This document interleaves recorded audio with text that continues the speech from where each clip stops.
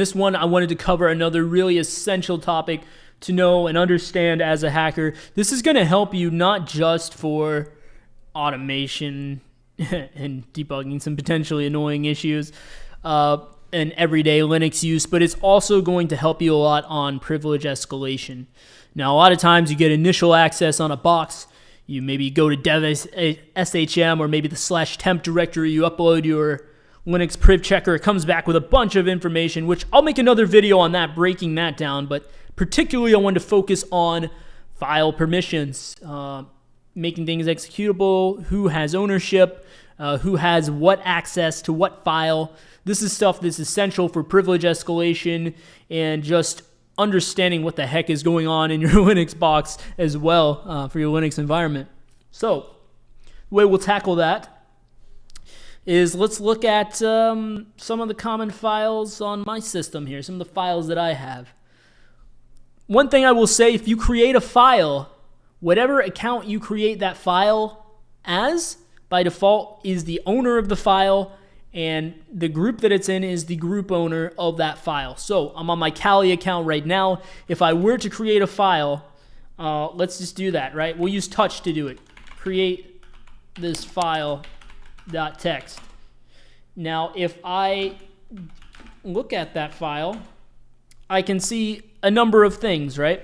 Here, use a bit easier like this. Can see a number of things.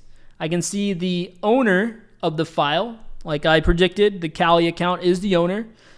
If I say, let's see, ID here, I can see this is my user ID. This is the group ID. So I'm in a group called Kali as well. So that's what this second one corresponds to, the group owner. Of course, it defaults to my group. Now, on this side here is where you can see the permissions of the file for the owner, the group, and everyone else. So these work in increments of 3. This first one here, basically all this exists for is to tell you if it's a file or a directory. If it were to be a directory, there would be a D here. But it's not, so you know it's a file. Now it goes in increments of 3, right? These 3 here. R is for read, W is for write, and X is for execute. So by default, creating it with the touch command, you can see that there's no X's, so this is not executable for anyone. We could change that if we wanted to. Now, it's just a simple text file, so we probably won't even need to. But that's what these 3 things correspond to.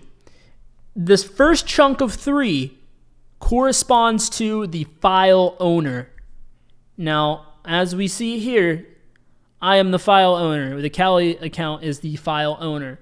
So if I'm running this file or interacting with this file in my Kali account, then I'll be able to read the file and I'll be able to write changes to the file, right? Like I can add stuff to it, delete stuff from it, or even delete the file altogether if I wanted to.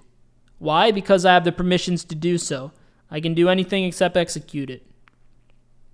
Now these next 3 correspond to the group. So if you're a part of the Kali group, maybe you're not on the Kali user, you're on a different user, but your user is a part of this Kali group, then you will have permissions to read the file, but you won't have any permissions to write to the file, write any changes to the file, nor execute the file. All right? Simple enough, right? Now these last 3 correspond to literally everyone else. These are the world permissions, essentially, in Linux speak. These are the world permissions. So everyone else is allowed to read it. So anyone can read this file, but they won't be able to, once again, they won't be able to write to the file, and they won't be able to execute the file. So now if I wanted to make this executable for some reason, let's just say, you do a chmod plus X. And what this is going to do is it's going to make it executable for everyone using this plus X shorthand. So now if I take a look at that, at the permissions of the file, I'll see an X on every single one. That means as the file owner, I can execute it. As someone in the group, I can execute it. Or as anyone, I can execute it. So it's world executable effectively. All right.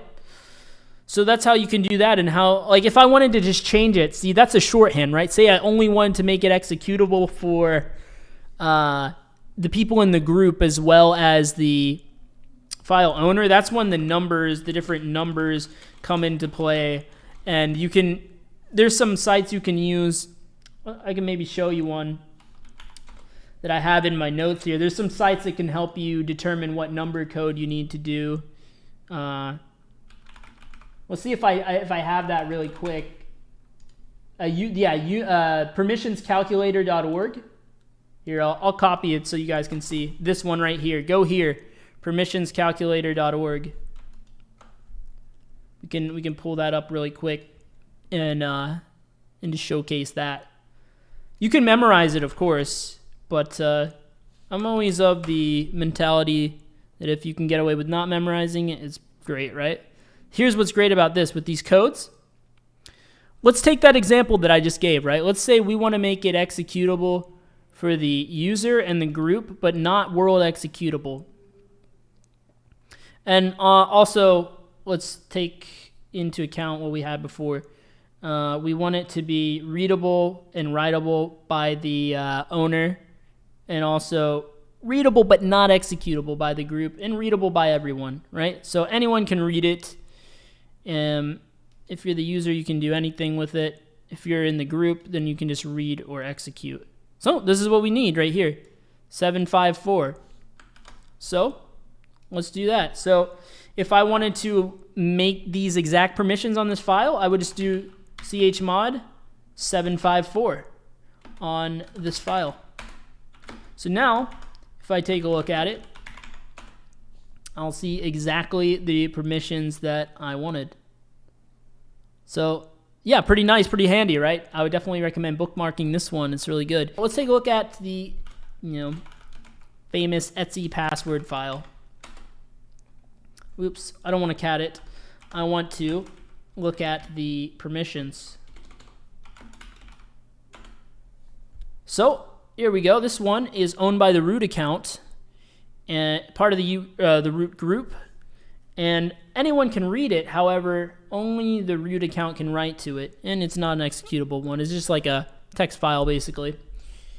So yeah, that's the default permissions on this. So when you're doing privesc, this is why I included this in the video. When you're doing privesc, if you see a world writable Etsy password file, you can instantly get root on that pretty trivially just by adding your own user account with the hashed password of whatever password you want to create for it. Say that it's part of the root, like a root level account, and you just log into that account and you have root level access. If you have a directory, let's make a directory here using the root account.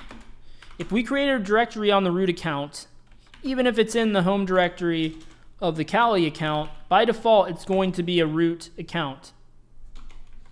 So if I come in here and let's say I create new directory, okay, what I'm gonna see when I look at this is that let me find this really quick right here. It's owned by root user in the root group. So that means that if I'm here and I try to add something to that directory, like I try to create a file.txt, I cannot do that because I don't have permissions. Now the thing is, obviously we'd need to give it permissions from my root account, so I have to go back in the root account, and this is where the chown command comes in, right?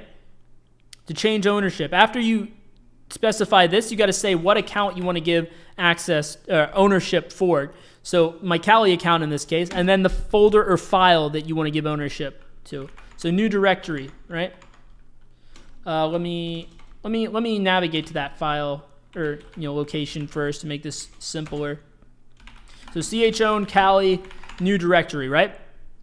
Thing is, if I run it like this, it's still going to have a problem because it's going to give the Kali account ownership of this directory. However, all of the subdirectories, all the files and folders underneath this are still going to be owned by root, so you're still going to be having some problems potentially. The way you rectify this is you have to give the $R flag to tell it recursively. So not only will the Kali account become the owner of this. Now also all the subdirectories, subfolders, files, all that, right? I know I said directories and folders, same thing, right? But everything basically, everything under it. This and everything under it. Now we can give it a -G flag to change the group as well, but I'm just going to demo it as is here.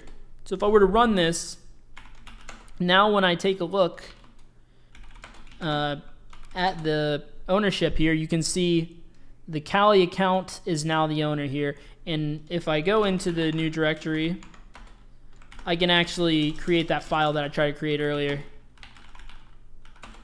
Right?